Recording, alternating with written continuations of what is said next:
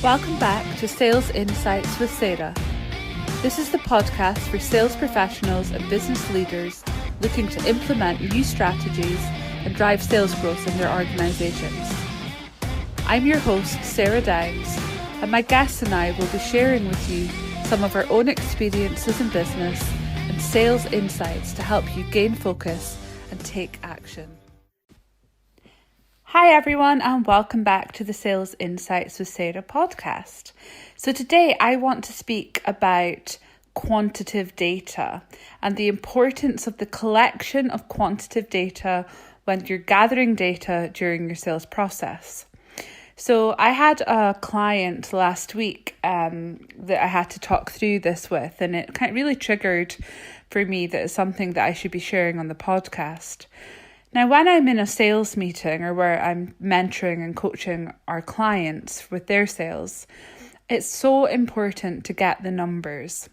So I'll use an example. If I'm called in to a prospect client, and the reason they've called me in is they're looking for sales strategy, they're looking for marketing strategy, looking for sales process creation, maybe introductions, then I know they have a sales problem. But it's not enough just to know they have a problem. We need to quantify what does that mean in order for us to qualify them through the process, but also, to close the deal. Now, if someone says to me that they have a sales problem, I want to dig deeper. I want to be asking, how high have you had your turnover, your revenue? How high have you had your margins? What are they sitting at right now? Because that's a really easy way. So, for example, if they say to me, we've been up at 22 million turnover, but we've dropped down to 12 million turnover in the last 2 years, then I know they have a 10 million pound problem. So, and the same with margins, they may be making huge turnover, but have tiny margins, and they may have depleted also. So when I'm going in and speaking about the solution that I have to their problem, and I say, for example, it's £10,000, then if they say, that's too expensive or we can't afford that, it's really easy for me to push back and say, well, can you afford not to? Because you've just told me that you have a £10 million problem and I'm offering to fix it for £10,000. And when you can push back and challenge when you start that conversation on price, then it's much easier to do that if you have some quantitative data to work with. So no matter what you're selling and to who, for you to truly know that you are going to be able to add value and far more than the ROI of, what they're investing in your business for this solution, then we need to be really clear and we need to ask those really important questions up front.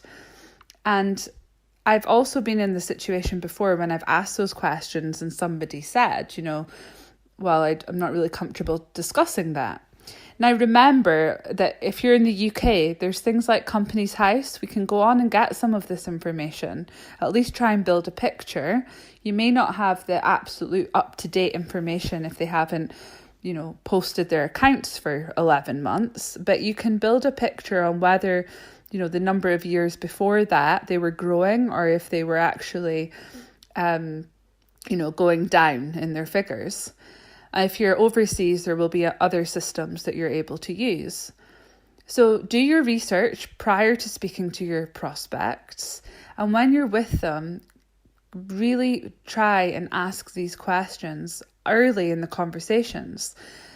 And try and get your pricing in there as early as you can in the conversations also. Because we want to pull out, as I've said before, the objections. Objections are good because it's something that you can overcome to get closer to closing. So asking the questions, getting that quantitative data so that you're able to push back when required, especially if you have a solution. But it may also show you that you don't have the right solution for them and it helps you to qualify them out. So that's just a short one from me today on the importance of getting the quantitative data. I hope that helps. And if anyone has any questions, please do reach out and I can give some more examples and maybe help you on how to do that in your business. Thank you. Bye. Thank you for listening to the Sales Insights with Sarah podcast. Remember to subscribe if you haven't already so that you're notified of every new episode. If you could take a few minutes to leave a review, it would be greatly appreciated. See you next time.